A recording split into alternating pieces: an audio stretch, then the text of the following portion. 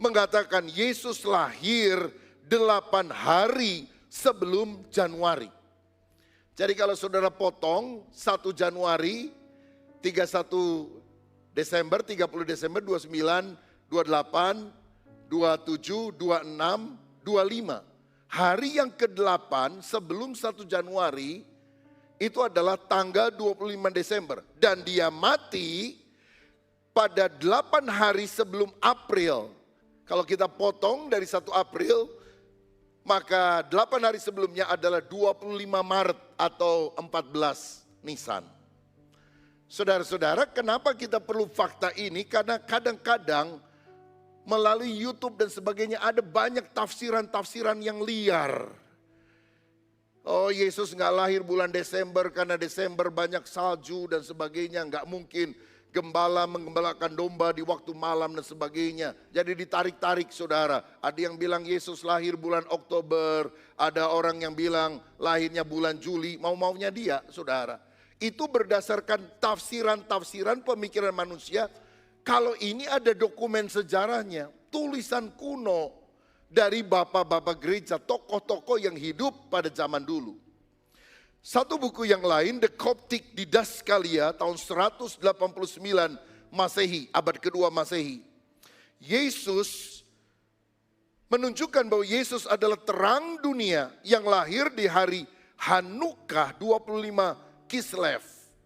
Ini adalah tahun Yahudi atau 29 Kiyah, ini penanggalan Mesir yang kalau dikonversikan pada kalender Julian, kalender Masehi itu jatuhnya 25 Desember.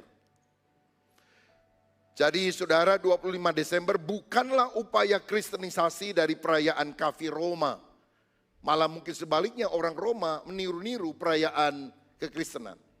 Tapi buat saya begini, apakah Yesus lahir tanggal 25 Desember, tanggal 6 Januari, tanggal berapapun, kita percaya Yesus adalah tokoh sejarah yang benar-benar lahir ke dalam dunia. Dia Allah yang menjadi manusia, menyelamatkan setiap orang percaya. Sehingga kita berkata segala kemuliaan bagi Allah dan damai sejahtera di bumi di antara manusia yang berkenan kepadanya. Mungkin ada saudara yang bilang, Pak Pendeta kok bisa tahu itu dari mana ya data-data ini? Belajar saudara. Kalau saudara mau tahu, masuk STT Karisma. Haleluya. Sehingga saudara bisa mengetahui hal-hal semacam ini. Kalau tidak masuk sekolah teologi agak sulit saudara menemukan fakta-fakta semacam ini. Ya kalau khotbah mengasihi, mengampuni, semua orang juga bisa. Tetapi kita harus memiliki akar iman yang teguh kepada Kristus karena ada kebenaran-kebenaran Alkitab yang Tuhan sudah singkapkan di dalam firman-Nya. Pertanyaan lainnya adalah Natal itu terjadi di musim dingin. Apakah mungkin? Karena 25 Desember itu kan dingin di Bethlehem, saudara-saudara. Bagaimana mungkin Lukas 2 ayat 8 berkata ada para gembala menjaga dombanya di padang Efrata. Mana mungkin domba digembalakan pada musim salju. Di kandangnya juga kedinginan nanti, kandang domba. Saudara perlu tahu bahwa kandang di Israel, di Timur Tengah, itu beda dengan kandang di Jawa atau kandang di Indonesia yang terbuat dari kayu. Di sana kandang domba itu adalah gua, saudara.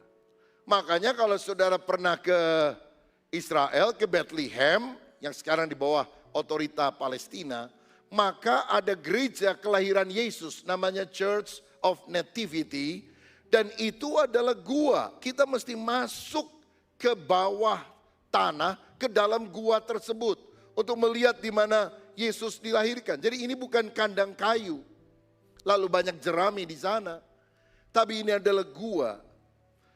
Saudara-saudara, lagi pula, apakah benar di Bethlehem pada waktu itu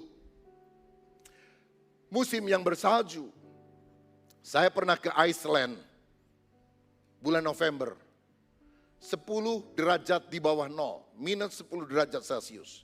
Saya pernah ke Kutub Utara, minus 25 derajat Celcius. Saya berkali-kali pernah ke Bethlehem. Memang tidak tepat pada hari Natal. Tetapi kalau saudara lihat di weather di Google hari ini, maka rata-rata bulan Desember hari ini 11 sampai 18 derajat Celcius. Oke lah, zaman dulu lebih dingin daripada sekarang karena sudah ada pemanasan global. Oh, mungkin 5 sampai 10 derajat Celcius. Tetapi salju itu mulai turun titiknya 0 Celcius atau di bawahnya. Berarti dengan pakaian tebal ada orang-orang yang masih bisa menggembalakan dombanya pada cuaca semacam itu.